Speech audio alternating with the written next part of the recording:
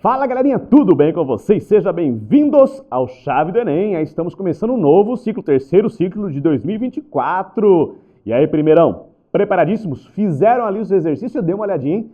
Eu amo essa parte de linguagem. Sou da geografia, sou de humanas, mas linguagem também é comigo, eu gosto muito. Mas é óbvio, fica tranquilo, não sou eu que vou dar aula para você hoje, hein? Muito bem, muito bem. Vamos começar então. E para nós iniciarmos os nossos trabalhos, vamos de língua portuguesa? Pegou o simulado? Aliás, matemática, hein? Já está abrindo um simulado de matemática. Acabou aqui? Vai descansar e depois faz o seu simulado de matemática lá no CPB Provas. Belezinha, então? Vamos começar com língua portuguesa. Falamos em língua portuguesa? É ela, professora Ângela. Vem pra cá e rodou a vinheta.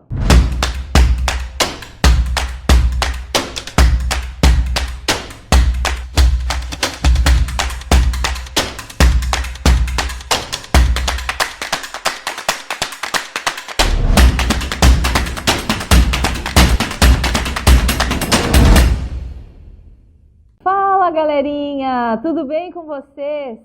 E aí, estão preparados para mais um Chave do Enem aqui de linguagens?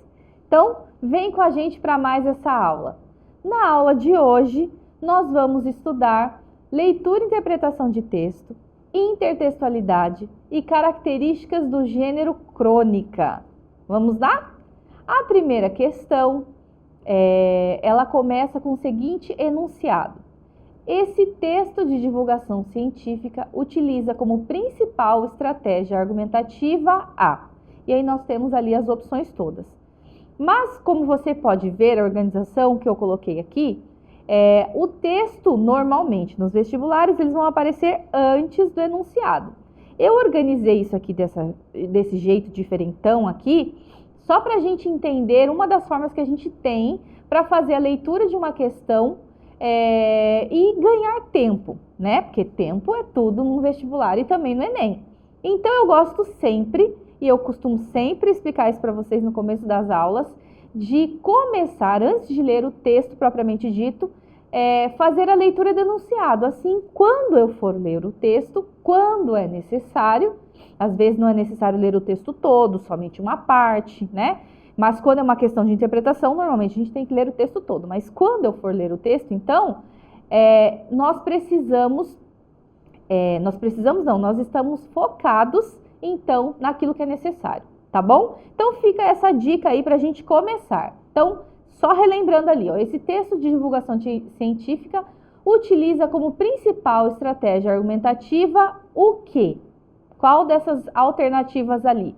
A sedução, a comoção, a intertextualidade, a chantagem ou a intimidação. É claro que tem as outras partes que a gente precisa ler, mas com isso já dá para a gente parar para pensar um pouquinho em relação ao que esperar da leitura do texto. Então vamos ao texto propriamente dito. O texto diz o seguinte: a primeira coisa a saber é que o guará não é, na verdade, um lobo. Embora seja o maior canídeo silvestre da América do Sul, sua espécie Schistoscion brachyurus, não sei se é assim que se fala, é de difícil classificação. Alguns cientistas dizem que é parente das raposas, outros que é parente do cachorro vinagre sul-americano, mas de lobo mesmo ele não tem nada. Além disso, é um animal onívoro. Porém, em algumas regiões, a sua dieta chega a quase 70% de frutas, especialmente da lobeira, uma árvore típica das savanas brasileiras que contribui para a saúde do animal, prevenindo um tipo de verminose que ataca os rins do guará. O lobo-guará não é um animal perigoso ao homem. Não existe nenhum registro em toda a história de um guará que tenha atacado uma pessoa, mas ainda assim são vistos como maléficos. Por quê? Porque em ambientes degradados, o lobo, para sobreviver, acaba atacando galinheiros ou comendo aves que são criadas soltas. Com a desculpa de proteger sua criação, pessoas com baixo nível de consciência ecológica acabam matando os animais. Se não bastassem a matança e a destruição de ambientes naturais, o lobo-guará ainda apresenta grande índice de morte por atropelamento em estradas. O fato é que o lobo-guará precisa de nós mais do que nunca na história. Então, como você pode ver, esse é um artigo de divulgação científica. Então, para você responder uma questão como essa, para pensar no gênero que está sendo colocado ali, né? É um texto de divulgação científica. Então, a estratégia argumentativa provavelmente estará relacionada às funções sociais que esse gênero tem, né? Então, aí vem de novo as alternativas para você pensar. Então, será que a estratégia argumentativa utilizada aí utiliza como principal a estratégia a sedução, a comoção, então comover o leitor, intertextualidade, chantagem ou intimidação? Se você parar para pensar no gênero textual, fica fácil você responder uma questão como essa, certo? Então, e aí? O que você respondeu? Alternativa A, B, C ou D? Mas antes de respondê-la, você precisa prestar atenção na outra parte também, né? Porque olha o que ele diz ali, ó, sedução, mostrando o lado delicado e afetuoso do animal por meio da negação de seu nome popular. Então, essa foi a estratégia argumentativa. Comoção, relatando a perseguição que o animal sofre constantemente pelos fazendeiros com baixo grau de instrução. Intertextualidade, buscando contraponto numa famosa história infantil confrontada com dados concretos e fatos históricos. Chantagem, modificando a verdadeira índole do lobo-guará para proteger as criações de animais domésticos em áreas degradadas. Ou intimidação, explorando os efeitos de sentido desencadeados pelo uso de palavras como matança, perigoso, degradados e atacando. Qual foi a sua resposta? Olha lá o título, né? O lobo que não é mau. E aí? Vamos à resposta? Se você marcou a opção C, você está certíssimo, tá? Gente, aqui, neste caso específico, tá? Não quer dizer que você vai fazer sempre isso, tá bom? Só aquela primeira parte já dava para você usar como intuição, não, mas como dicas, né? Essa é a palavra que eu queria usar. Mas como dicas para você relacionar ao gênero textual em questão. Se a gente tem um artigo científico ele não tem como intenção seduzir, comover, chantagear, muito menos intimidar. A gente pode até ter dados que possam nos intimidar ao ler, mas não que essa seja uma estratégia argumentativa utilizada como propósito desse gênero, tá? Então, uma questão como essa está, obviamente, muito relacionada à interpretação do texto, mas também ao conhecimento dos gêneros textuais como um todo. Então, fica a dica aí para você. Quando você tiver que responder uma questão que é de interpretação de texto, né? Primeiro, pare para prestar atenção no gênero textual naquela situação, tá? Porque o gênero já vai te dar muitas dicas do que esse texto tem como função social na nossa sociedade. Função social na nossa sociedade, mas é isso mesmo, tá? Então, só poderia ser a intertextualidade. Como foi usada a intertextualidade aí? Quando ele traz os dados aqui a respeito da espécie, isso ele teve que trazer de algum outro lugar para a escrita nesse texto. Aquela porcentagem toda. Então, são conhecimentos que foram trazidos de outras fontes para justamente falar sobre a espécie lobo-guará, né? E como disse ali, pelo título, né, a gente também pode perceber isso, buscando contraponto numa famosa história infantil, Lobo Mau, né? Confrontada com dados concretos e fatos históricos, ok? Então, só poderia ser aí a alternativa C. Deu para entender minha linha de raciocínio? Espero que sim, tá? Então, vamos para a nossa segunda questão de hoje. Nessa segunda questão, de novo, a gente tem um texto. Então, vamos ler o enunciado.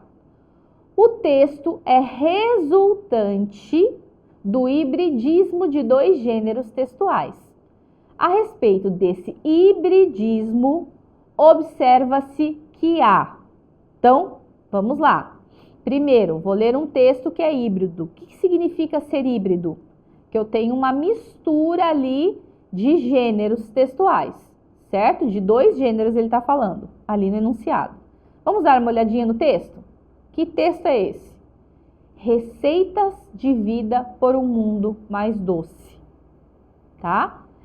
Onde foi publicado? Aqueles espacinhos lá no final são importantes, ó. Isso foi publicado na revista Vida e Saúde, não é qualquer tipo de revista. E aí a gente vem para a receita propriamente dita. Ingredientes: 2 filhos que não param quietos, 3 sobrinhos da mesma espécie, um cachorro que adora uma farra, um fim de semana ao ar livre. Preparo: junte tudo com os ingredientes do açúcar naturale. Opa! Qual é o outro gênero que está sendo mesclado aqui, gente? Mexa bem e deixe descansar. Não as crianças, que não vai adiantar. Sirva imediatamente, porque pé de moleque não para. Quer essa e outras receitas completas? Entre no site cianaturale.com.br. Então, vamos lá, vamos parar para pensar. Obviamente, visivelmente, a gente tem ali o gênero receita. Só que isso daí é uma receita para a gente fazer um bolo, fazer um pão. Não é uma receita com essa intenção, que seria a função social de uma receita. Essa receita aí está sendo usada com a finalidade de fazer a propaganda de um produto, né? Como que a gente sabe isso, professora? Gente, olha lá, se fosse só uma receita comum, eu só diria ali, junte tudo com os ingredientes do açúcar. Não precisa colocar o nome do açúcar, a marca, né? Se foi colocado é porque tem uma intenção por trás disso. E lá no final ele diz ali, ó, se você quer essa e outras receitas, entre no site Cia Naturale. É uma propaganda dos produtos dessa marca, ok? Então, vamos voltar aqui à nossa pergunta a respeito desse hibridismo. Agora você já entendeu qual é o hibridismo, né? Observa-se que há, então, as alternativas. A receita mistura-se ao gênero propaganda com a finalidade de instruir o leitor. B. A receita é utilizada no gênero propaganda a fim de divulgar exemplos de vida. C. Propaganda assume a forma do gênero receita para divulgar um produto alimentício. D. Propaganda perde poder de persuasão ao assumir a forma do gênero receita. Ou E. A receita está a serviço do gênero propaganda ao solicitar que o leitor faça o doce. Tem umas pegadinhas aí, né? E aí, o que vocês responderam? Alternativa A, B, C, D ou E? Lembra, ó, a respeito do hibridismo. O que a gente consegue observar? Ok? Vamos lá para a resposta? Se você colocou a alternativa C, você está certo. A gente tem ali, na verdade, uma propaganda na forma de uma receita, né? Para divulgar um produto alimentício, porque querendo a gente ou não, toda propaganda ela tem como primeira intenção vender alguma ideia ou algum produto, né? Então, na verdade, a gente não poderia ter uma receita misturada com gênero propaganda. É o contrário, a gente tem uma propaganda que utilizou-se da estratégia ali do gênero receita com a intenção de vender esse produto, tá? A alternativa A, olha lá, vamos ao que está escrito ali, ó. Receita mistura-se ao gênero propaganda. Ah, mas professora, a ordem importa? Importa, porque a finalidade final, olha, já ia cometer um ato falho aqui. A finalidade desse texto, qual é? Fazer você fazer uma receita? Um produto? Não, ele quer te vender um produto.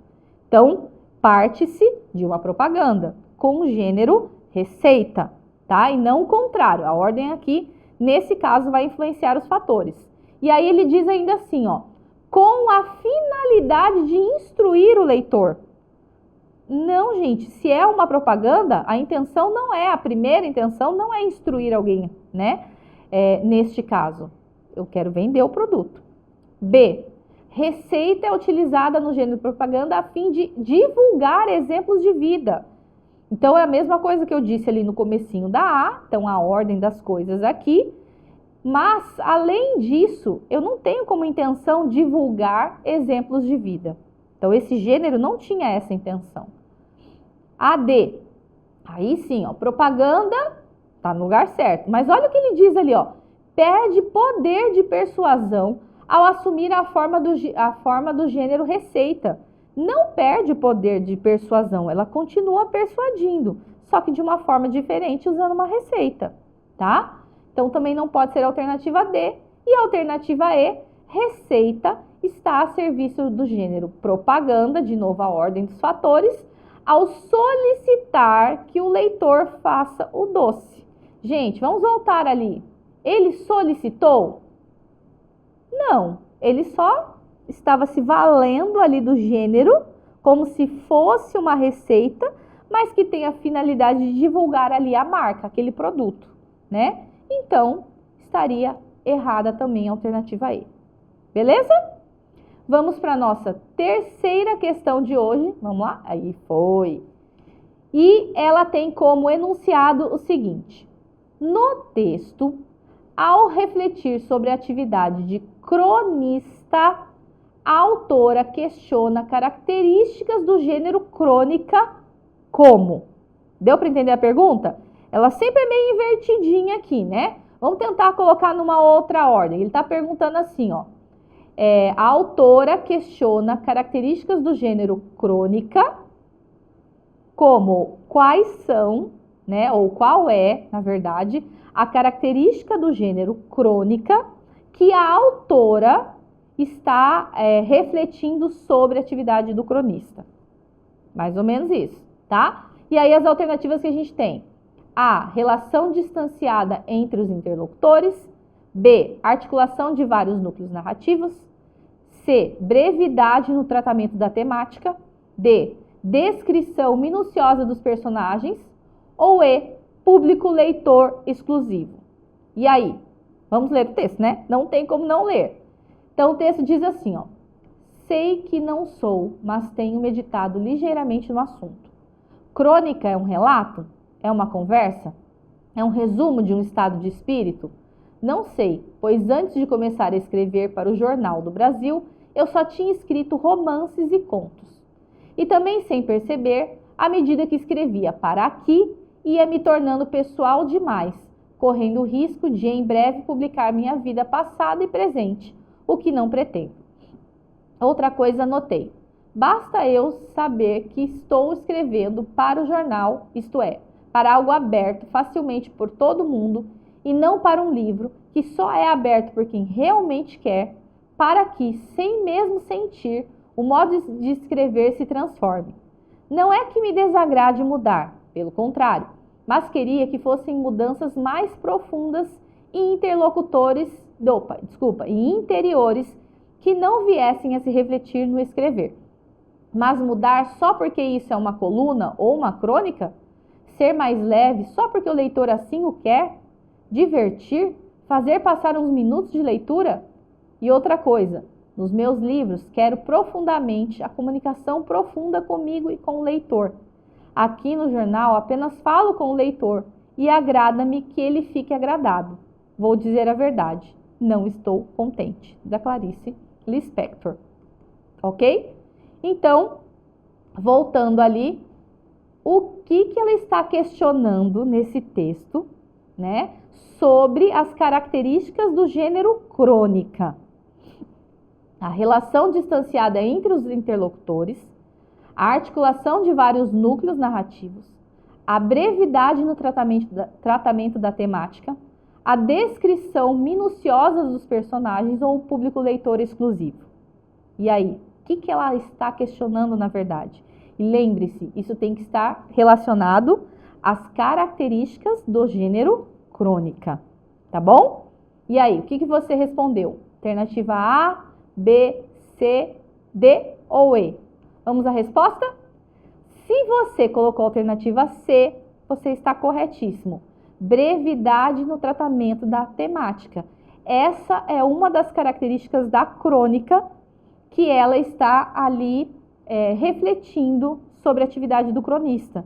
Por quê? Justamente porque ela gosta de se aprofundar mais nos assuntos, o que não tem espaço no gênero crônica, que é mais curtinho, estará relacionado a um fato do cotidiano, a uma situação, né, de tempo, de alguma coisa que aconteceu com ela ou com alguém, mas que isso precisa ser tratado de maneira breve, curta. Normalmente as crônicas elas têm no máximo uma página. Como que a gente vai se aprofundar em qualquer assunto em uma página, né? Então é justamente esse descontentamento que ela tem ali, que ela apresenta com relação a essa questão, né?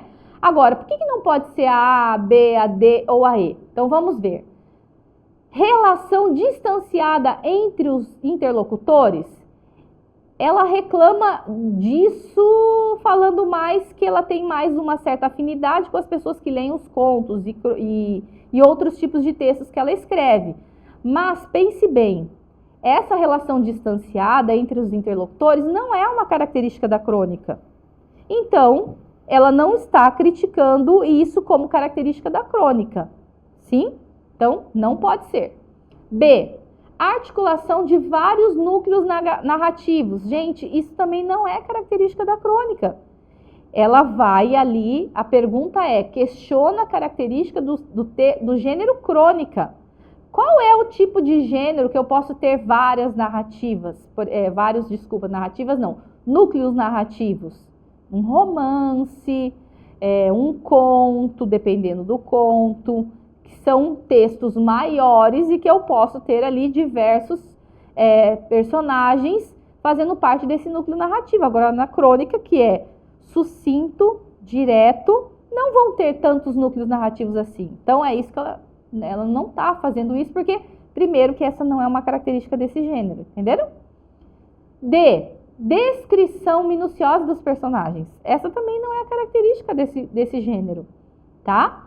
E muito menos público leitor exclusivo. Ela reclama disso e essa pode ser uma alternativa que pode te levar ao erro, porque ela gosta mais de escrever contos e outros textos, porque ela tem um leitor mais exclusivo, que querem ler, que gostam de ir atrás.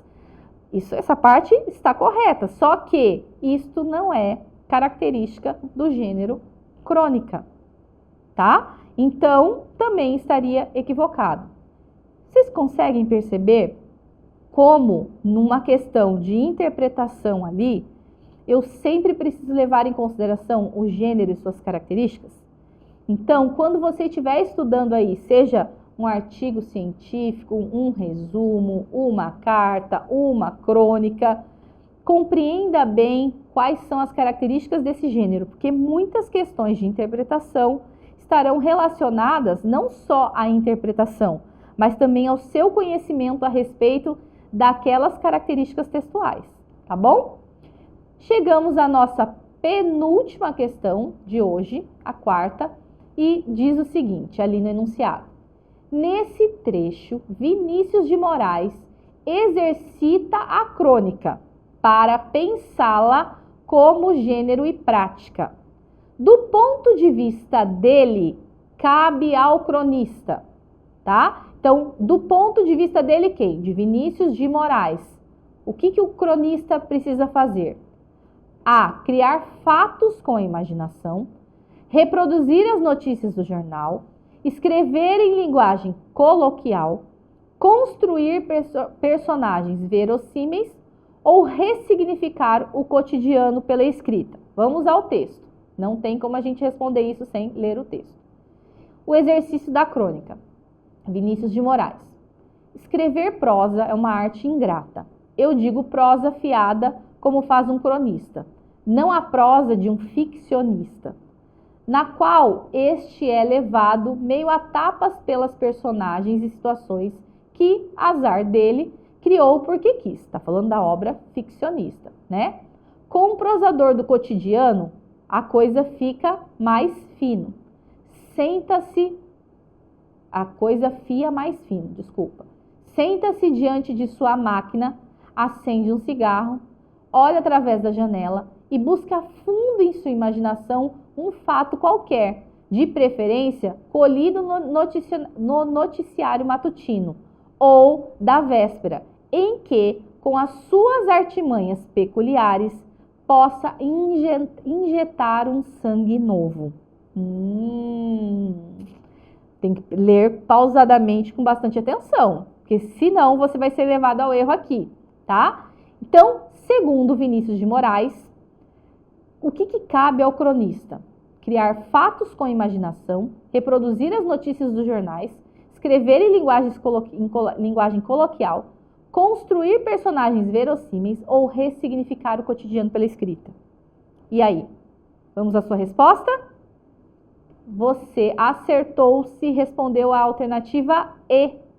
Ressignificar o cotidiano pela escrita. Como assim, professora? Mas ele não fala ali das notícias do jornal?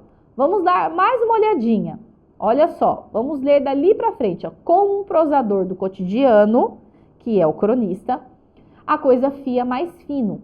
Senta-se diante de sua máquina, olha através da janela e busca fundo em sua imaginação um fato qualquer, de preferência colhido no noticiário. Olha aí, professora, tá falando de preferência colhido no noticiário. Mas olha só, gente, será que para o cronista reproduzir as notícias do jornal é isso que ele tem que fazer? Não, ele falou que pode até ser coisas do jornal, mas continua a leitura até o final, ó.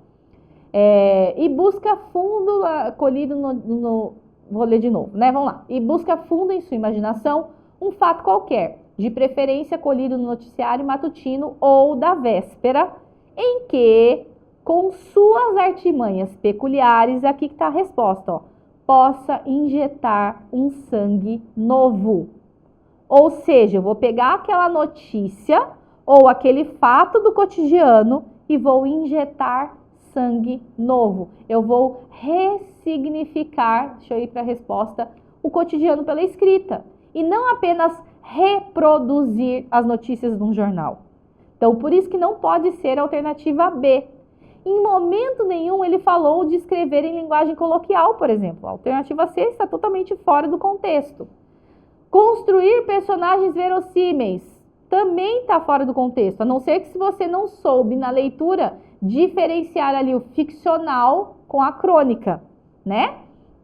Criar fatos com a imaginação, que também tem mais a ver com a ficção do que com o trabalho do cronista, tá bom? Então, por isso que a alternativa certa é a alternativa E, ok? E chegamos na nossa última questão. Espero que vocês estejam falando assim, né? Nessa última questão, nós vamos trabalhar também um outro texto.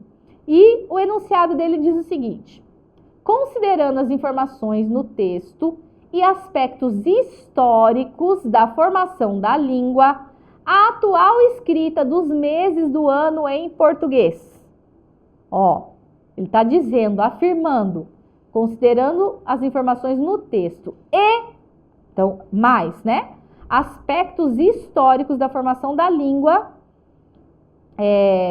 a atual escrita dos meses do ano em português tem a ver com o quê? Reflete a origem latina da nossa língua, decorre de uma língua falada no Egito Antigo, tem como base um calendário criado por Cleópatra, segue a reformulação da norma da língua proposta por Júlio César, ou resulta da padronização do calendário antes da fundação de Roma. Então vamos ao texto, ó. Antes de Roma ser fundada, as colinas de Alba eram ocupadas por tribos latinas que dividiam o ano de acordo com seus deuses. Os romanos adaptaram essa estrutura. No princípio dessa civilização, o ano tinha 10 meses e começava por Mártios, atual março. Os outros 2 teriam sido acrescentados por Numa Pompílio, o segundo rei de Roma. Até Júlio César reformar o calendário local, os meses eram lunares, mas as festas em homenagem aos deuses permaneciam designadas pelas estações. O descompasso de 10 dias por ano fazia com que, em todos os triênios, um 13º mês, o intercalares, tivesse que ser enxertado. Com a ajuda de matemáticos do Egito emprestados por Cleópatra, Júlio César acabou com a bagunça ao estabelecer o seguinte calendário solar: januários, februários, mártios, aprilis, maios, júnios, quintilis, sextilis, setembro, outubro, novembro e dezembro. Quase igual ao nosso, com as diferenças de que quintilis e sextilis eram origem aos meses de julho e agosto, tá? Então, pensando nisso, qual é a alternativa correta? O que você colocou? De novo, cuidado. Você precisa ler o texto e entendê-lo como um todo. Não é só porque tem alguma coisa que foi mencionada no texto que isso vai estar certo, tá bom? Então, por isso que a alternativa correta é a alternativa A, reflete a origem latina de nossa língua. Gente, no enunciado já estava dizendo, ó, as informações no texto e aspectos históricos da formação da língua, de onde vem nossa língua? Vem do latim, Roma. Estava dizendo lá, ó, antes de Roma ser fundada, os romanos adaptaram essa estrutura no princípio da civilização, tá? A nossa língua tem origem latina, então, por isso que é a alternativa A. B, decorre de uma língua falada no Egito Antigo. Ele até fala do Egito, mas a influência do Egito não tem nada a ver com a língua, tá? Aqui nesse texto. C, tem como base um calendário criado por Cleópatra. Também não, né? Ele até cita ali o texto Cleópatra, mas não tem nada a ver com isso em relação à origem da nossa língua, né? Só que com a ajuda de matemáticos emprestados por Cleópatra. Olha lá, quem que realmente fez? Júlio César acabou de estabelecer os meses do ano, assim como a gente tem no nosso texto, tá?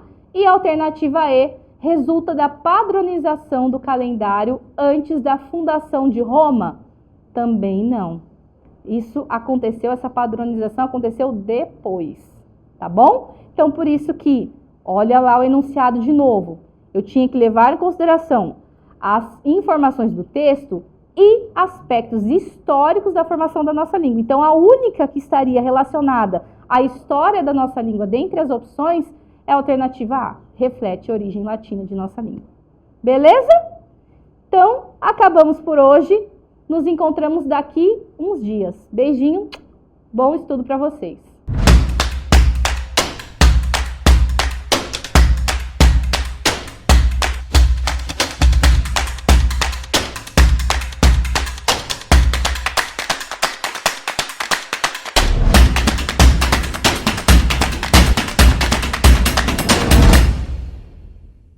E aí, foram bem em língua portuguesa? Vem comigo porque é noite, dia, tarde, dependendo da hora que você está assistindo, de linguagens. Lembrando, matemática, primeirão, já está aberta ali a lista de exercícios no CPB Provas. E para você que chegou agora, seja bem-vindo. Chave do Enem está no ar. Nós temos nossa playlist aqui que você pode acompanhar todas as aulas, inclusive dos anos anteriores. Nós já estamos no 3º ano de Chave do Enem e tem muito material para você estudar e mandar muito bem no vestibular e, é claro, na provinha do Enem. Vamos para a nossa segunda aula desta live. Welcome to the class of English. Nem sei se falei correto, professora Viviane. Falei certo? Vem para cá, explica para eles e rodou a vinheta!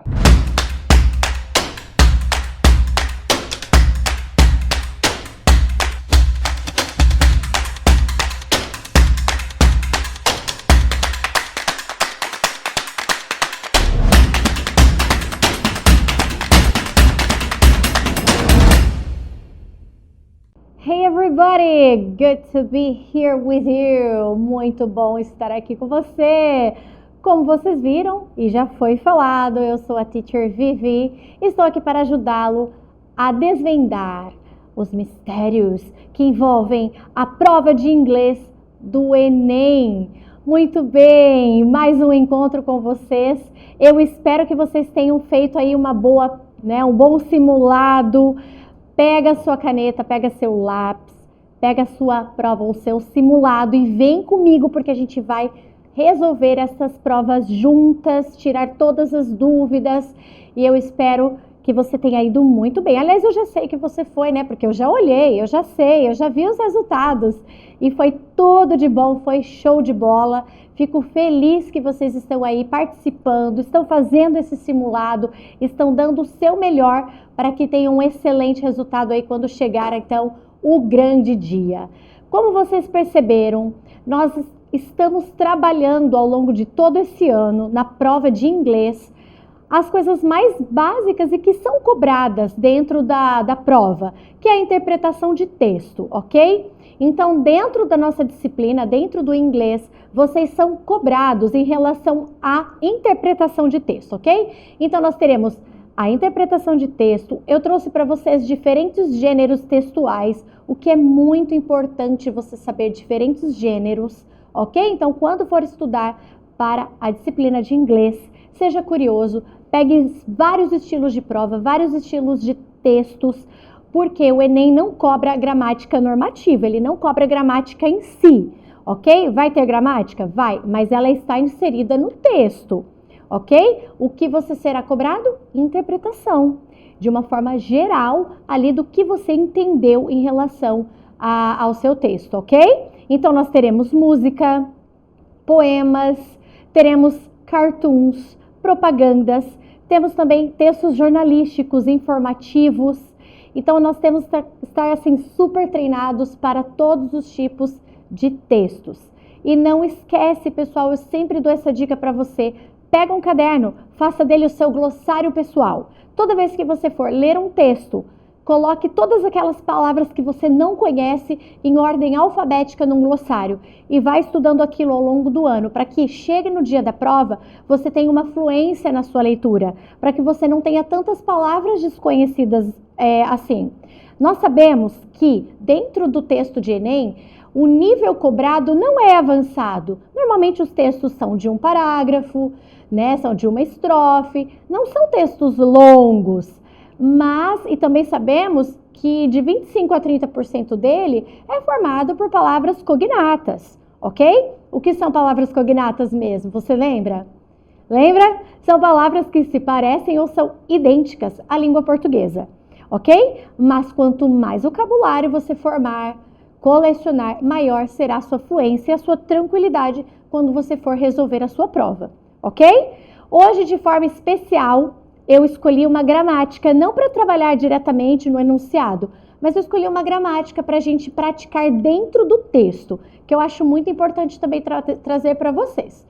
Eu trouxe alguns textos do Enem que trabalham textos no passado, ok? Para vocês treinarem o passado e, ao mesmo tempo, diferentes gêneros textuais, ok? Vocês perceberam isso? Que houve essa coincidência de todos os textos estarem no passado? Vocês perceberam também que eu trabalhei vários tipos diferentes de textos, que é para vocês treinarem bastante? Então vamos lá comigo?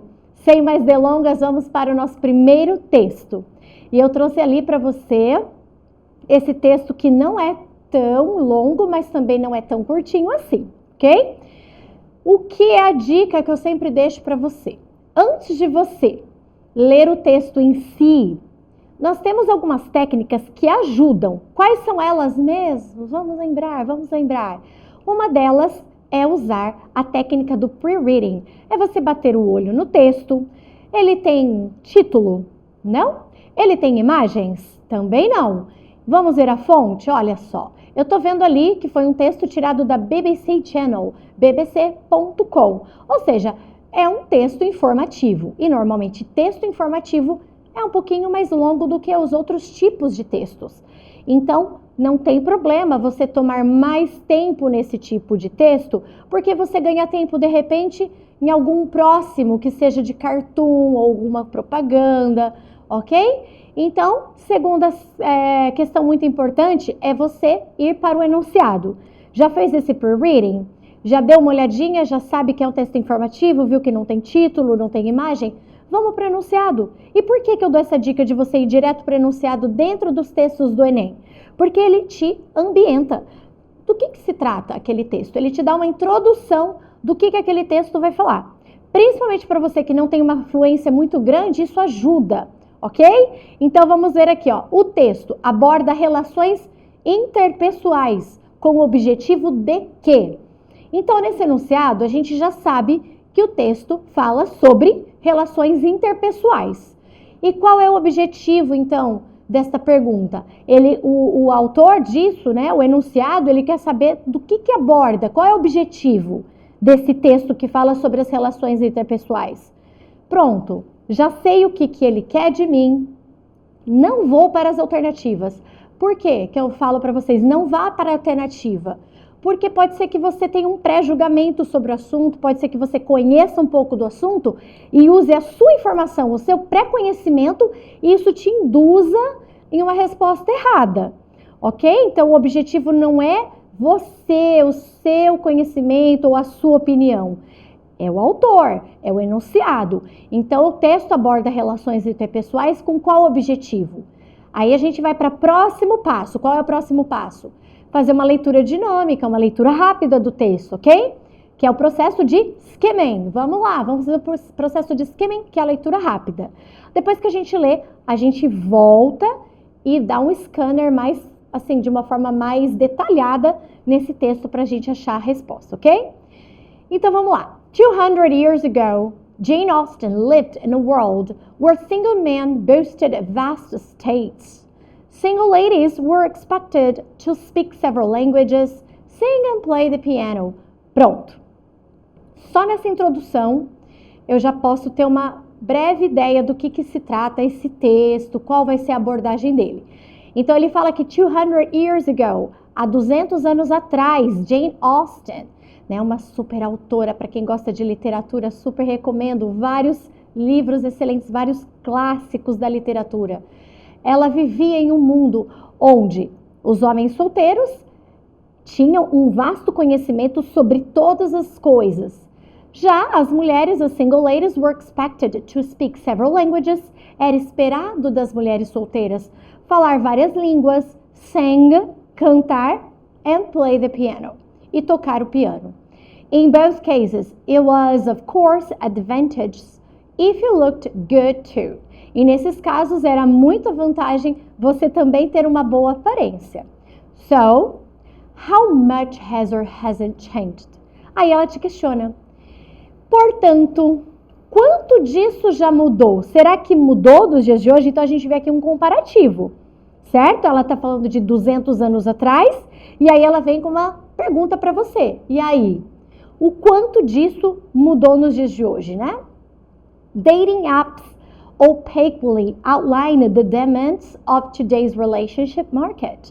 Então tá falando ali dos aplicativos, né, de dating, de namoro, que eles levam hoje, né, a esse tipo de relacionamento a um mercado ali vasto. Ou seja, você abre um aplicativo e tem tudo que a pessoa gosta, tudo que ela faz, como se fosse um currículo, na verdade. Users ruminate long and hard over their choices of pictures and what they write in their biographies to hook in potential lovers, and that's just your own profile. Então, olha lá, né, a teacher fez aquele comentário, mas ali tá bem escritinho, falando que hoje em dia, então, você ou as pessoas que mexem com esse tipo de aplicativo, que gostam desse tipo de aplicativo, eles podem escolher a pessoa em potencial de acordo com as suas escolhas, de acordo com o seu potencial, de acordo com a sua biografia, o seu currículo, certo? Vamos lá, continuando. What do you look for in a future partner's profile? Potential signifiers of popular personality, a good job, a nice car. Então vem mais uma pergunta para você. Qual é o tipo de parceiro futuro que você busca? Será que seria uma pessoa popular? Seria uma pessoa que tem um bom emprego? Seria uma pessoa que tem um bom carro?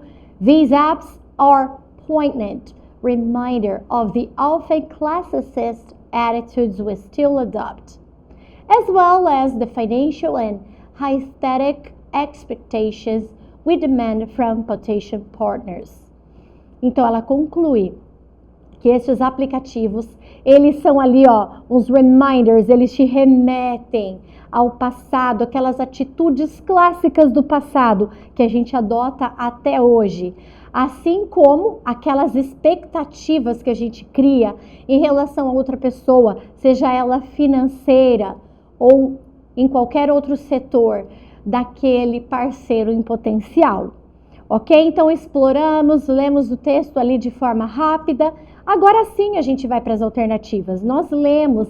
Vocês viram que a gente demorou um tempinho para ler?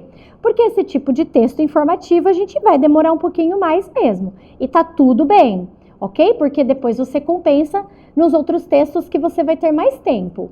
Então vamos para as alternativas. O texto aborda relações interpessoais com o objetivo de problematizar o papel de gênero em casamentos modernos, apontar a relevância da educação formal na escolha de parceiros, comparar a expectativa de parceiros amorosos em épocas distintas, discutir o uso de aplicativos para proporcionar encontros românticos ou valorizar a importância da aparência física na seleção de pretendentes. Pessoal, nós vimos ali, não tá difícil não de responder essa, né? Tá tranquilo. Por quê? Ali a gente está vendo problematizar, a gente não vê uma problematização ali de nada, de papel de gênero. Ele também não está falando nada, apontando nenhuma relevância de educação formal, não está falando sobre educação. Letra C, comparar as expectativas de parceiros amorosos. Ó, aqui é legal. Aqui a gente já pode, é uma alternativa em potencial, né? Porque, ó, ele está comparando. Quando a gente começa o texto ali, ó, 200 years ago, há 200 anos atrás. Então, ela está te mostrando um cenário de 200 anos atrás e depois à frente ela fala today's relationship. Today's relationship. Os relacionamentos de hoje. Então, sim, é um comparativo, né, em relação às expectativas de parceiros amorosos. Em épocas diferentes. Ela está comparando 200 ago and today's relationship. E aí, acertaram? É isso aí, galera? Então, quais são as palavras que me levaram a esta conclusão? 200 years ago, today's relationship, e olha lá, ó, future partner's profile. Certo? Tranquilo? Foi bem? E aí, me conta, como é que tá sendo aí a correção? Estão comigo? Ah, isso aí, participa aqui comigo. Vamos lá, galera, não me deixa falar sozinha, não. Então, gente, vocês viram a técnica, vocês viram o passo a passo que nós usamos para fazer essa primeira questão? Tudo bem até aqui? Tranquilo? Fechou? Fechou, então. Como vocês viram, eu falei no início, estou pegando textos que remetem à gramática do passado. Então, hoje nós estamos focando também textos que trazem verbos no passado. Olha lá, 200 years ago, Jane Austen lived, were, ok? Changed, e etc. Ok? Vamos lá? Bora? Bora para a segunda questão? Vem comigo. Segunda questão, vamos lá. Vamos fazer aqui uma leitura rapidinha. Vamos fazer aqui um pre-reading. Não temos título, não temos figura e sabemos que está disponível na Edition CNN. Oh, my goodness! Mais um texto informativo tirado da CNN. Vão anotando as fontes, pessoal, vão anotando as fontes. É importante, hoje em dia a gente tem aí acesso a todos os canais de notícias do mundo. Você pode ler essas notícias todas em inglês. Já vimos BBC, agora estamos vendo CNN. Então, por que não começar a ter uma leitura em inglês de textos jornalísticos, por exemplo? Isso vai te ajudar muito no vestibular, no Enem. Ok, vamos agora para o enunciado. Ao relatar as suas vivências, o autor destaca o. Então, pessoal, ao relatar as suas vivências, o autor destaca o. Vamos então ver se de repente esse texto está no eu lírico ali, ó, está falando do eu, está falando sobre a pessoa. Vamos ver então o que o autor está destacando em relação às suas vivências. Então eu já sei o que o enunciado quer de mim. Ele quer saber sobre as vivências do autor. O que está em destaque sobre a sua vivência. Vamos fazer um esquema. As my, tá vendo que está em primeira pessoa? As my official bio reads, I was, olha o verbo no passado, ó.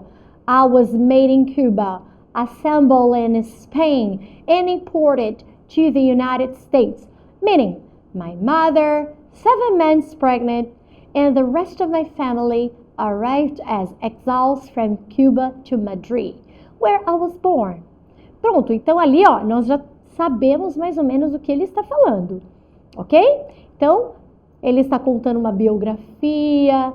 Então, ele diz que ele foi feito, I was made, ele foi feito em Cuba, ele cresceu na Espanha e depois foi importado para os Estados Unidos. A mãe, 7 meses grávida e o resto da família foram exilados de Cuba para Madrid, aonde ele nasceu. Less than 2 months later, we emigrated once more and settled in New York City and then eventually in Miami, where I was raised and educated. Ele continua falando os detalhes de como foi a sua criação. Então, ó, de novo, gente, verbos no passado. Em menos de 2 meses, eles imigraram mais uma vez e se fixaram e foram para New York, para Nova York, e então em Miami, aonde ele foi criado e educado. Então, a gente está vendo toda a trajetória dele, né? Para onde ele foi migrando. Although technically we lived in the United States, the Cuban community was culturally insular in Miami during the 70s, bonded together by trauma of exile. What's more, it seemed that practically everyone was Cuban. My teachers, my classmate, the mechanic, the bus driver. Então aqui a gente está vendo detalhes de como que foi isso, né? Dizendo que ali em Miami, na década de 70, a comunidade cubana, embora eles estivessem nos Estados Unidos, é como se eles estivessem em Cuba, porque a comunidade cubana ali, né, era grande. Ele diz ali, ó, os professores, os colegas de sala, o mecânico, o motorista de ônibus, todo mundo ali praticamente era cubano. I didn't grow up feeling different or treated as a minority. Então, eu não cresci, ó. Gente, olha que legal. Mais passado ali, ó. Didn't grow. Eu não cresci me sentindo diferente ou tratado como uma minoria. The few kids who got picked on my grade school were the ones with freckles and funny last names like Dawson and O'Neill. Então, ele faz ali uma brincadeira, né? Dizendo que, na verdade, a minoria... few kids. A minoria, na verdade, que tirava o sarro dele eram os americanos, mas era a minoria, ou seja, ele fazia parte da maioria, que eram os exilados de Cuba. Então, vamos lá. Falando sobre as suas vivências, qual foi o destaque? Agora, a gente vai ver quais são as alternativas. Qualidade da educação formal em Miami, é disso que está falando o texto? É isso que ele está destacando ao relatar as suas vivências? Está falando do prestígio da cultura cubana nos Estados Unidos? Será que o texto aqui tá falando que uma cultura é melhor do que outra? Então a gente tem que tomar muito cuidado com isso. Agora eu vou dar uma pausa só para falar sobre isso com vocês. Que o Enem, as provas do Enem, os textos do Enem, são muito respeitosos em relação às culturas, às etnias. Você jamais vai ver um texto do Enem onde uma cultura é apresentada melhor que a outra, uma língua se sobressai sobre a outra. É sempre muito étnico, então você jamais veria isso, esse prestígio da cultura cubana ser maior do que qualquer outra cultura. Já pode tirar essa alternativa das suas opções, porque o Enem jamais faria uma coisa dessas. Será que ele está falando sobre a oportunidade de qualificação profissional em Miami? É disso? Não, né? Será que ele fala sobre o cenário da integração de cubanos nos Estados Unidos? Oi, parece que sim, né? Estamos ali, ó. Será que ele fala sobre a integração dos cubanos nos Estados Unidos? Como é que era isso, né? Falando ali, ó, meus professores, meus colegas de sala, o mecânico, o motorista de ônibus, todo mundo ali, ó, cubano, integrado nesse cenário americano. Ou letra E, o fortalecimento do elo familiar em comunidades estadunidenses. Doesn't make sense, right? Doesn't make sense. Então, mais uma vez, era um texto difícil? Nem tanto. A gente vê ali bastante palavras parecidas com o português, mas também não era um texto tão fácil assim, né? Porque era um texto informativo, é um texto jornalístico, é uma biografia, então tem bastante palavrinhas diferentes. Mas o que nos ajuda bastante são os usos dos cognatos, dessas palavras que se parecem muito. Outra coisa que ajuda é imaginar ali, ó, que todas as questões, os enunciados e as opções de respostas, as alternativas, estão no português. Então, isso também contribui para que a prova não seja tão difícil assim. Então, vamos lá comigo, vamos embora. E aí, letter A, B, C, D, or E. Of course, it's letter D. É isso mesmo, você acertou, letra D. Por quê, gente? Ó, I was made in Cuba. Eu fui feito em Cuba, fui criado na Espanha, fui importado para os Estados Unidos, ó, tá falando sobre a trajetória dele, aí tá falando da comunidade cubana, tá falando como ela era popular nos Estados Unidos na década de 80, tá falando dessa relação que ele tinha com professores e outras pessoas inseridas dentro desse cenário dos Estados Unidos, que eram cubanos. É isso, fechou? Tranquilo? Vamos pro próximo? Vem comigo, fica comigo e participe comigo. Vamos lá, tô esperando aí vocês participando comigo no chat. Vambora? Terceira questão. Uau, terceira já? Rápido, né? Então, olha lá. Mais um texto para vocês. etbscreenwriting.com. Então, temos mais um texto ali informativo. Hoje eu judiei, hein? Uau, trouxe um monte de texto informativo. Nossa, mas tudo bem, porque esses textos informativos estão nos ajudando a treinar o passado. Todos eles ali têm muito verbo no passado. Então, se você não sabe usar os verbos no passado, bora estudar os verbos do passado. Verbos regulares, verbos irregulares. Como é que eu faço uma frase negativa? Como é que eu faço uma pergunta usando o passado simples? Você vai precisar saber de tudo isso para que você tenha fluência na sua leitura. Então, olha só, o enunciado. A autora desse comentário sobre o filme Frida mostra-se impressionada com o fato da pintora. Então, gente, a autora está impressionada com o filme. Por quê? Porque com o fato desta pintora ser o quê? Ou ter o quê? Ou vender o quê? Vamos ver? Lendo ali o nosso texto. One of the things that made an incredible impression on me in the film was Frida's comfort and celebration of her own unique beauty. Então, o tópico frasal vai nos ajudar e muito para responder esta pergunta, né? Vocês já perceberam isso? Quem já fez ali o simulado percebeu, né? Que a gente já consegue achar a resposta ali logo de cara. Então, uma das coisas que me causou uma impressão incrível em relação ao filme de Frida foi a capacidade e o seu comfort, né? A sua capacidade de aceitar e celebrar a sua beleza única. She didn't, olha lá o passado, didn't try, negativo. She didn't try to fit into conventional ideas or images about womanhood or what makes someone or something beautiful. Então, ela não tentou se encaixar naquelas ideias convencionais ou naquelas imagens convencionais sobre como uma mulher deve ser ou o que faz de alguém ou alguma coisa bonita. Instead, she fully inhabited her own unique, olha lá, de novo essa palavra, unique gifts, not particularly caring what others people thought. She was magnetic and beautiful in her own right.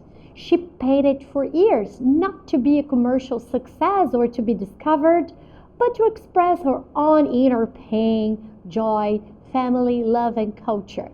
Então ela pintou por anos e ela não tentava impressionar ninguém ou vender as suas artes, ela só queria se expressar as suas dores, as suas alegrias, falar sobre a família, amor e cultura. She absolutely and resolutely was who she was. Então, ela era quem ela era. The trueness of her own unique. Gente, 3 vezes a palavra unique. Quando uma palavra se repete demais no texto, já grifa, fica esperto, porque ela com certeza vai te ajudar ali na resposta, ok? Então, the trueness of her unique vision and her ability to stand firmly in her own truth was what made her successful in the end. Então, a sua visão única e verdadeira, a sua habilidade de permanecer firme na sua verdade, foi o que tornou-a uma mulher de tanto sucesso. Então, pessoal, a autora está impressionada com o fato do quê? De Frida ter uma aparência exótica, vender bem a sua imagem, ter grande poder de sedução, assumir sua beleza singular e recriar-se por meio da pintura. Lembra que eu falei para vocês que quando uma palavra se repete inúmeras vezes no texto, aí tem, fique esperto. Então a palavra que se repetiu muito foi a palavra unique. O que significa unique? Muito parecido com o português. Única. Qual é o sinônimo de única? Singular. Portanto, qual é a resposta? Tadã! Letra D. Certo? Assumir a sua beleza singular.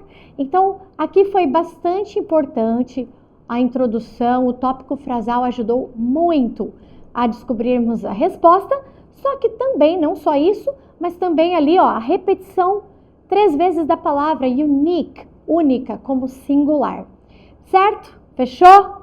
Boa! Então, vamos lá para a nossa 4ª questão de inglês. Agora temos um cartoon. Então, lembra que eu falei, né, numa prova de Enem, você ganha tempo, de repente, num texto assim, que é cartoon, que você precisa o quê?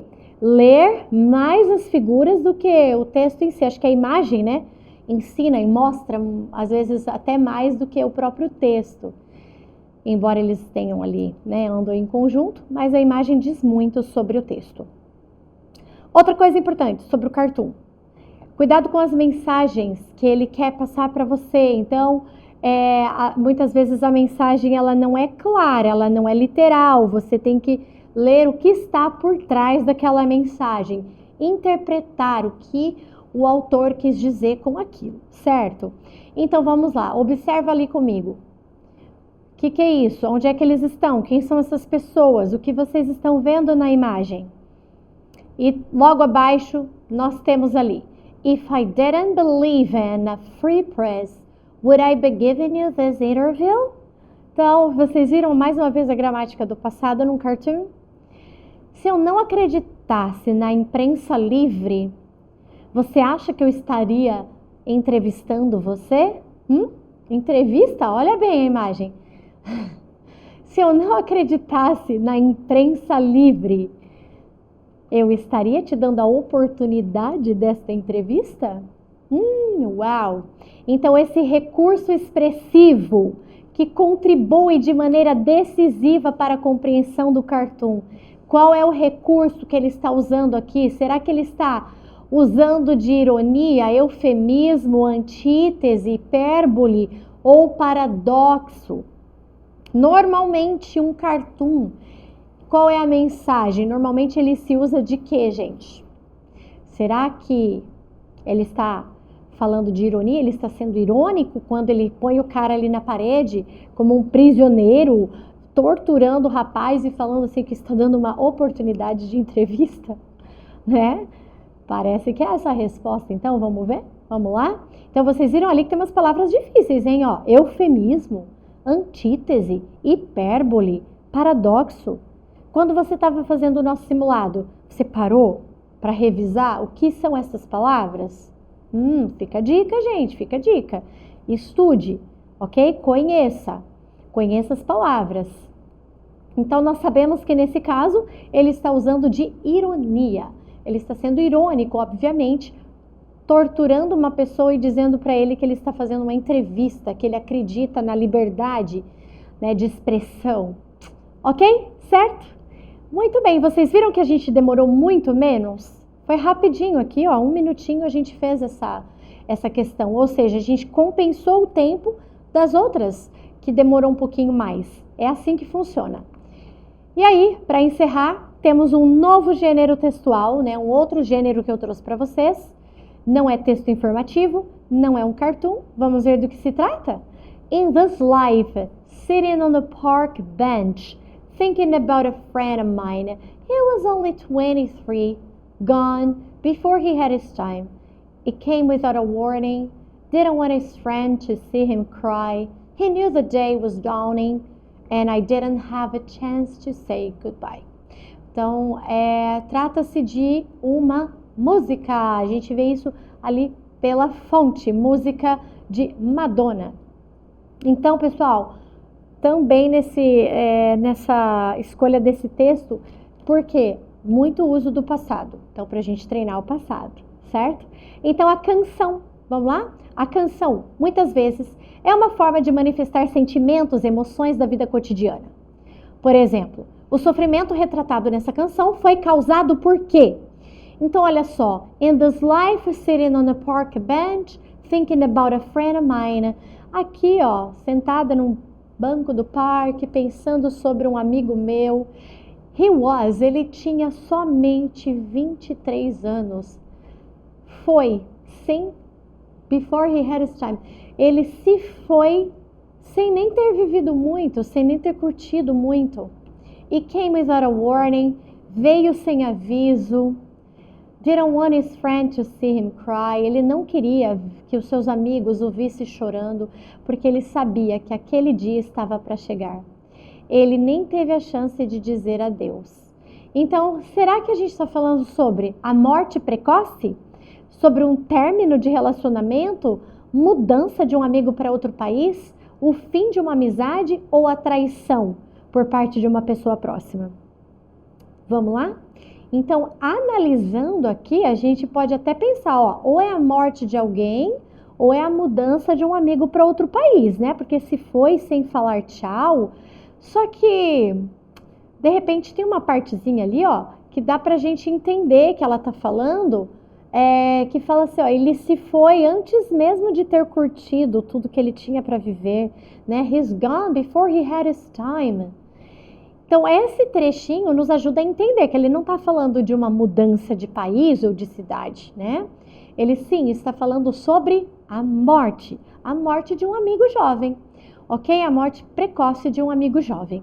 Então, isso fica mais claro pra gente quando ele fala He was only 23, gone before he had his time. Ok? Fechou? Galera, é isso. Eu espero tê-los ajudado nestas questões e a gente se vê na próxima. Thank you so much for your attention and goodbye.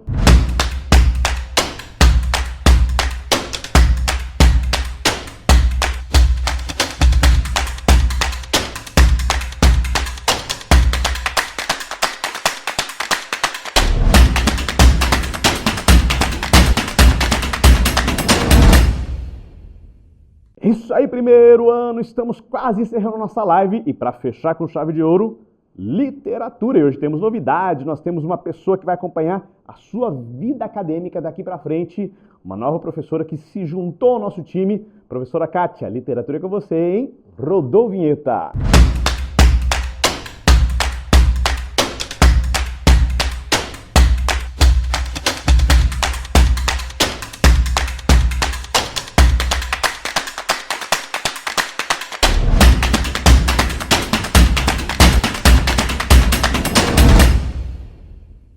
Olá pessoal, o professor Thiago já me apresentou, eu me chamo Kátia, serei a auxiliadora de vocês nesse momento para revermos algumas questões do Enem.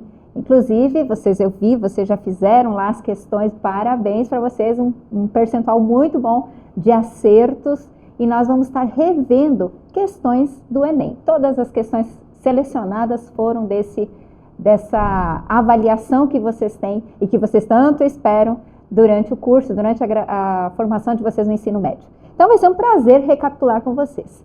Literatura, eu amo, e nós temos vários autores que são apaixonados pela língua portuguesa, pela literatura, e um deles faz parte da primeira questão que vocês viram aí no Chave do Enem. Coloca pra gente a projeção para nós vermos agora essa questão de Clarice Lispector, que ela tem por título Declaração do Amor. Declaração do Amor. Essa é uma confissão de amor. Amo a língua portuguesa. Ela não é fácil, não é maleável. A língua portuguesa é um verdadeiro desafio para quem escreve. Sobretudo, para quem escreve tirando das coisas e das pessoas a primeira capa de superficialismo. Às vezes, ela reage diante de um pensamento mais complicado. Às vezes, se assusta com o imprevisível de uma frase. Eu gosto de manejá-la, como gostava de estar montada num cavalo e guiá-lo pelas rédeas, às vezes a galope. Eu queria que a língua portuguesa chegasse ao máximo em minhas mãos. E este desejo, todos os que escrevem têm. Um Camões e outros iguais não bastaram para nos dar para sempre uma herança de língua já feita. Todos nós que escrevemos estamos fazendo um túmulo do pensamento, alguma coisa que já lhe dê vida. Essas dificuldades nós as temos, mas não falei do encantamento de lidar com uma língua que não foi aprofundada. O que recebi de herança não me chega. Se eu fosse muda e também não pudesse escrever e me perguntassem a que língua eu queria pertencer, eu diria inglês, que é preciso e belo. Mas como não nasci muda e pude escrever, tornou-se absolutamente claro para mim que eu queria mesmo era escrever em português. Eu até queria não ter aprendido outras línguas, só para que a minha abordagem do português fosse virgem e límpida. Bem, Clarice Lispector, apaixonadíssima, declaradamente apaixonada pela língua portuguesa. Ela que tem uma criação literária digna de inspiração para outros poetas, para outros escritores. Ela é modernista, mas nós estamos vendo aqui no primeiro ano, não chegamos nem a ver os períodos literários e já estamos vendo uma autora modernista. Por quê? Porque justamente ela traz essa paixão, né, pelaquilo que faz parte do nosso dia a dia, que é a língua portuguesa. Bem, o que nós temos que entender nessa questão para poder resolvê-la de forma assertiva? Primeira coisa, os títulos nos dizem muito. E o título diz Declaração de Amor. Bom, se eu vou fazer uma declaração, eu tenho que logo perguntar para quem, certo? E ela mesmo responde na primeira linha. Essa é uma confissão de amor. Amo a língua portuguesa. Ela declara aí o seu amor. Então, primeira dica dessa interpretação desse texto aqui é nós observarmos o que o título traz para a gente. O título vai responder algumas questões. Veja que ela vai dizendo que ela tem essa paixão pela língua portuguesa, e aí ela dá alguns detalhes. Olha lá, quando ela diz assim, ó, que ela gosta da língua portuguesa como se ela estivesse montando num cavalo a galope. E ela cita um cara que vocês veem com frequência, que é Camões, né? Camões, e ela diz assim, ó, um Camões e outros iguais não bastaram. Quer dizer que era Camões e mais alguns autores não bastaram para nos dar para sempre uma herança de língua. Ela está dizendo que a língua ali, ela tem uma certa agilidade, parece que a língua se renova, parece que a língua sempre está em constante evolução, permitam a palavra. Por quê? Ela entende que Camões trouxe uma herança, ele foi ali o nosso pai da língua portuguesa, né? E isso também foi um legado, foi um patrimônio que ele deixou para a gente. Bem, e ela diz assim, ó, na última linha do segundo parágrafo, ela diz, o que recebi de herança não me chega. Então, só aquilo que Camões tinha feito para ela não bastava. Ela queria mais. Mas ela quer um português, ela gostaria de ter um português sem influência, mas como não é possível, então ela pelo menos fica aí deixando como gosto preferencial a língua portuguesa. E aí, a pergunta que nós temos que interpretar é, o trecho em que Clarice Lispector declara o seu amor pela língua portuguesa, acentuando o seu caráter patrimonial, e sua capacidade de renovação é... Então, quando eu uso a palavra acentuando, eu estou dizendo que eu tenho que dar uma ênfase. Aonde que ela dá uma ênfase? No caráter patrimonial. Quando eu digo patrimonial, tem a ver com aquilo que nós recebemos, né, de herança, aquilo que nós recebemos, um legado, né? Assim como a sua capacidade de renovação. E aí traz para a gente 5 alternativas. Quando a gente vai para as alternativas, elas todas estão dentro do texto, porém a que se encaixa é justamente aquela que nós vimos no comentário que nós fizemos na primeira parte, de que Camões e os outros iguais não bastaram para nos dar para sempre uma herança de língua já feita. Então é ali que nós vamos acentuar o caráter patrimonial.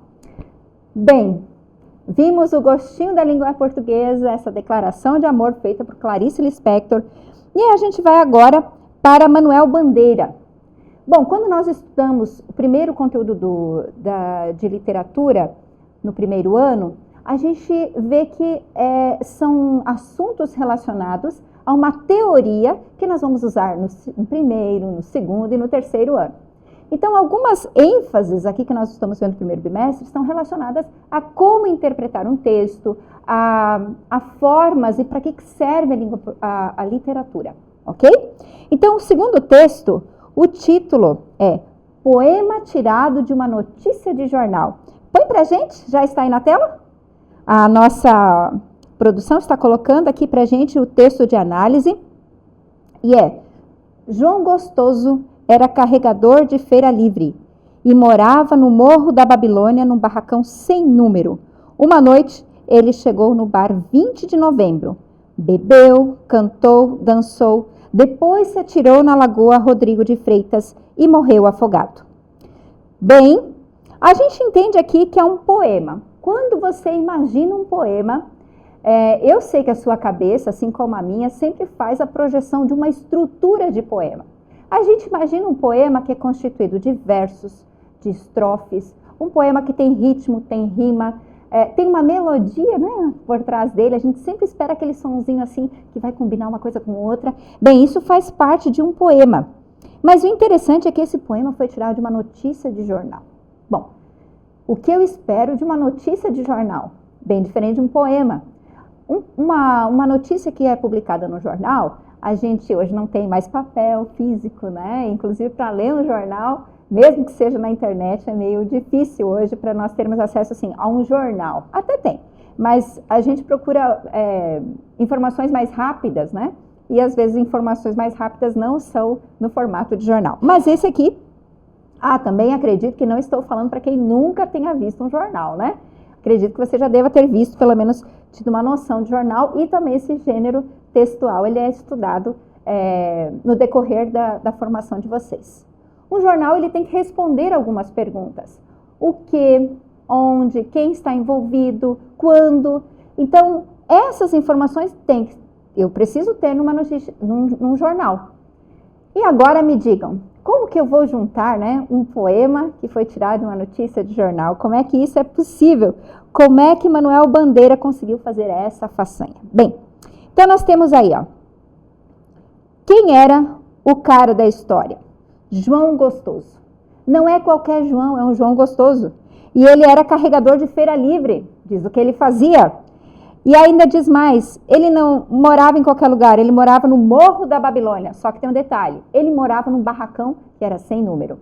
Para o interesse nosso, né, diz ali que uma noite ele chegou num bar. Interessante que o bar tem número. A casa dele não, mas o bar tem. E é o bar 20 de novembro. E aí diz que ali nesse bar ele fez 3 coisas. Se você perceber, está até em ordem alfabética. Diz que ele bebeu, cantou e dançou. E logo depois se atirou na Lagoa Rodrigo de Freitas e ali morreu afogado. Temos todos os elementos de uma notícia de jornal? Temos. Temos aí quem estava envolvido, onde foi que aconteceu, qual foi o episódio, temos tudo aí. E só que aí vem uma pergunta para a gente, que nós temos que responder. A pergunta diz, no poema de Manuel Bandeira, a referência é uma ressignificação de elementos da função referencial da linguagem. Então, a linguagem ali nesse texto, né? Na verdade, nós temos um poema e temos um jornal. Qual é a função referencial da linguagem que aí que está sendo ressignificada? Nós podemos perceber que a referência usada é uma notícia de jornal, porém ela assume um formato de poema. E aí quando nós vamos ver as opções, a gente percebe que aquela que se encaixa é justamente a alternativa E, onde você tem a apresentação dos elementos próprios de uma notícia, tais como quem, onde, quando e o que. Então, nós temos aí a segunda questão. Espero que você tenha acertado essa questão aí também. A terceira questão tem a ver com gênero textual. Nós temos aqui um poema. E a gente viu, dentro do conteúdo estudado, que o poema tem uma estrutura, né? Ele segue um modelinho, conforme a gente viu também na questão anterior, né? Ela tem a questão anterior, nem comentei, mas vamos lá, né? Dentro desse poema tirado de uma notícia de jornal, nós vimos que a literatura tem suas funções, né? E a gente percebe aqui que ela tem uma função, esse poema tirado de uma notícia de jornal, tem a função catártica, tem a função política engajada, você consegue perceber isso dentro desse poema, ok? E aí, agora sim, então, a questão número 3, que é Girassol da Madrugada, pode colocar pra gente também? Muito bem. Então, é um gênero textual poema. E por que a gente entende que é um poema? Vamos ver por quê? Teu dedo curioso me segue lento pelo rosto, os sulcos, as sombras machucadas por onde a vida passou. Que silêncio, prenda minha, que desvio triunfal da verdade, que círculos vagarosos na lagoa em que uma asa gratuita roçou. Tive 4 amores eternos. O primeiro era a moça donzela. O segundo, eclipse, boi que fala, cataclisma. O terceiro era a rica senhora. O quarto és tu, e eu, afinal, me repousei dos meus cuidados. Mário de Andrade traz aqui uma poesia, está dentro da coletânea Poesias Completas. E o que traz essa poesia de informação para a gente poder responder? Perante o outro, o eu lírico revela a força das memórias evocadas a. Então, primeira coisa que a gente tem que entender, né? O que é o eu lírico? O eu lírico é a voz que fala no poema. O eu lírico aqui nesse poema está em primeira pessoa. E vocês podem perceber, teu dedo curioso me segue lento pelo rosto. Os sulcos, as sombras machucadas por onde a vida passou. E assim ele vai continuando, né? Percebam que está em primeira pessoa, então, eu tenho aqui o eu lírico falando e diz que o eu lírico está revelando na força das suas memórias que ele evoca. Então, vamos lá. Temos que procurar no texto alguma memória, certo? Memória, a gente tem que entender que é algo que já se passou. Então, algo que ficou no passado. Uma dica, procure aí verbos que indicam que está que a parte que você está procurando está no passado. E aí, quando você vai procurar aqui nesse texto, você diz, tem assim, tive 4 amores eternos. Primeira coisa, tive, já foi, já ficou no passado. E aí tem outra coisa, eu tive 4 amores eternos. Pergunta, se alguém disser para você, você é meu amor eterno, você espera que esse amor vai ser dividido? Ele é dividido em 4 amores eternos. E isso vai dando algumas pistas sobre como interpretar a questão. Porque a questão pede memórias, pede perante o outro. O eu lírico revela o que da força das memórias evocadas. Então, vamos lá. Ele falou de 4 amores eternos. Que tipo de amores eram esses? O primeiro era de uma moça donzela. O que é uma moça donzela? Uma moça inocente, uma moça pura. A segunda era um eclipse, um boi que fala, cataclisma, né? Algo rápido, algo único, algo intenso. O terceiro amor era um amor de uma rica senhora. A gente entende já uma estabilidade, um amor maduro, né? Um amor mais maduro. Pronto, essa palavra aí tá boa. E o quarto és tu, e ao final me repousei dos meus cuidados. É um amor que ele se acomoda, é um amor confortável, um amor que ele curte aquele momento, né? Que ele se repousa, essa é a palavra que o texto próprio usa.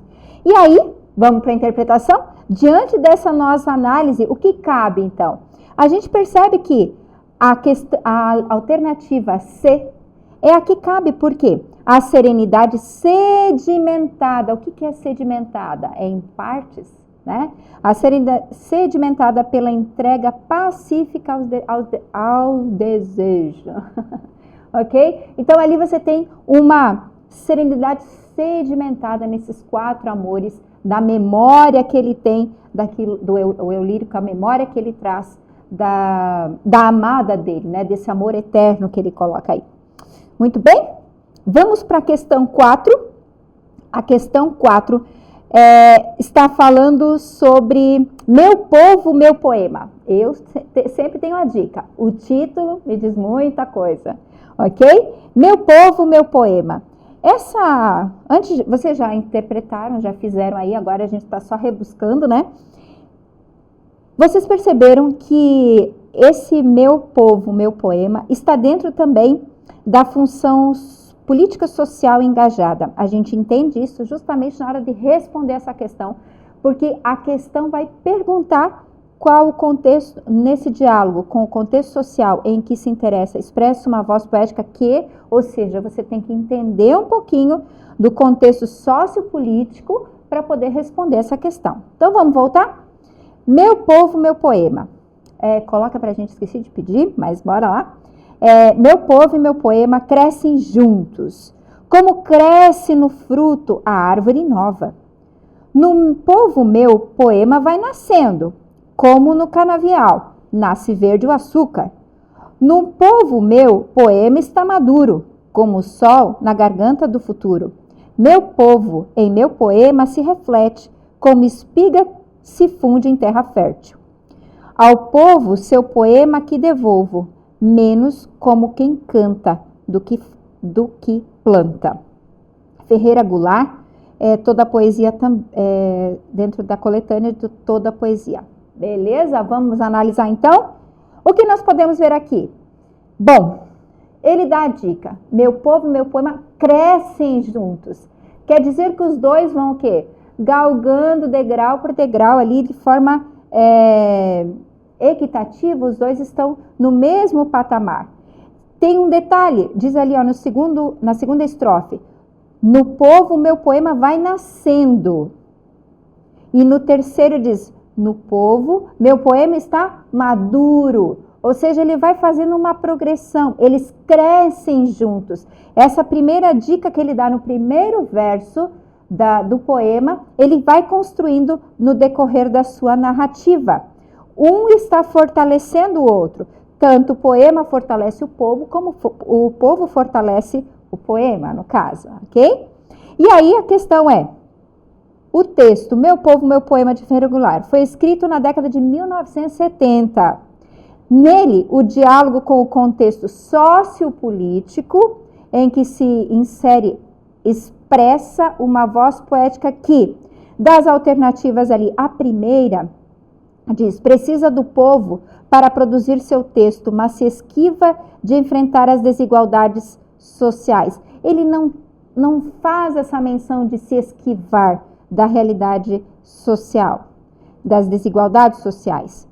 A letra B que diz, diminui a importância das contingências políticas e sociais na construção de do seu universo poético, também não é verdade, porque diz que eles crescem juntos, não diminui a importância das questões políticas e sociais. Na letra C, associa o engajamento político à grandeza do fazer poético. Na verdade, não traz essa ideia da grandeza do fazer poético. Ele coloca em pé de igualdade, os dois crescem juntos. A letra D, afirma que a poesia depende do povo, mas esse nem sempre vê a importância daquela nas lutas da classe. A poesia dele é meu povo, meu poema. Então, ele vê isso como uma junção, os dois trabalham juntos nessa questão. Mas a letra E diz, reconhece na identidade entre o povo e a poesia uma etapa do seu fortalecimento humano e social. Então, sim, a letra E é aquela que se encaixa dentro da proposta da questão solicitada. E o último, A última questão que vocês tinham para análise é um texto que, na verdade, faz menção a José de Alencar, e também, mas o que a gente selecionou essa questão? Justamente por conta de falar do gênero épico, que é um assunto que nós também vemos aí dentro do conteúdo do primeiro bimestre do primeiro ano. Lembra dos gêneros literários? Nós temos lá o gênero épico, lírico, dramático e o narrativo. Lembrando, a gente tem o épico, ele é sempre construído em versos, né, para a poesia. O lírico também é em verso, é uma poesia onde a gente tem sempre o eu falando, né? O dramático, que é o texto construído para ser encenado, texto em prosa. E o narrativo, que é derivado do épico. A diferença, perdão, o dramático é para ser encenado. E o narrativo é aquele que é em prosa, ok? Mas ele é derivado do épico. Então, ele tem características do épico, porém, ele é em prosa diferente do épico que é feito em versos, ok? E esse que a gente vai ver agora fala um pouquinho sobre o gênero épico. Então, a gente tem que relembrar um pouquinho do gênero épico para poder analisar essa questão que fala da mitologia um pouquinho também. A mitologia comparada surge no século XVIII. Esqueci de pedir para colocar a questão lá, mas coloca para a gente, por favor. Ó, primeiro dia aí, me dê um desconto, viu? A mitologia comparada surge no século XVIII. Essa tendência influenciou o escritor cearense José de Alencar, que, inspirado pelo estilo da epopeia homérica na Ilíada, propõe em Iracema uma espécie de mito fundador do povo brasileiro.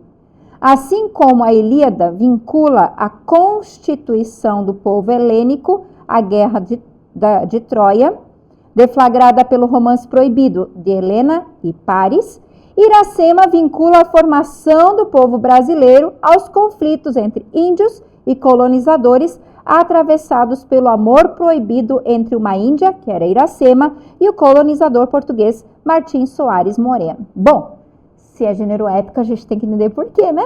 O que tem aqui de epopeia, que é o texto aqui nos sugere, né? Epopeia homérica, homérica de Homero, com a obra Ilíada. E aí, nós temos aqui algumas coisas importantes. Primeiro, o que é mitologia? Ou o que é um mito? Mito é uma tentativa, os mitos têm, na verdade, o papel de explicar, de fundamentar aspectos da vida do ser humano, né? Inclusive da história dos povos, mas explicando, fundamentando. Não quer dizer que seja algo que realmente aconteceu, mas ele vai tentar fazer isso. O mito vai tentar fundamentar essa história que existiu, ok? Uma história real interpretada através dos mitos, da mitologia, melhor, né? Então, o que é dito aqui? Que é proposto que Iracema seja uma espécie de mito da formação do povo brasileiro. Vamos ver aqui. A comparação estabelecida entre Ilíada e Iracema demonstra que essas obras, o que elas podem fazer? Elas combinam folclore e cultura erudita em seus estilos estéticos. Perdão aí, gente, eu vi que tá astético, mas não é astéticos, não, é estéticos mesmo, tá? Não é essa a intenção da comparação estabelecida entre Ilíada e Iracema, porque ele nos deixa claro que a mitologia comparada surge no século XVIII. Então, ele já nos deu aqui uma proposta que tem que estar relacionado à mitologia. E ainda de duas histórias aqui, ok? Esqueci de comentar com vocês, né? Ali no final da questão diz assim, é a colonizador português Martim Soares Moreno. Esse cara realmente existiu. Ele foi uma pessoa real. A história de Iracema, não. Mas Martim Soares Moreno, sim, foi um personagem que realmente existiu. A letra B.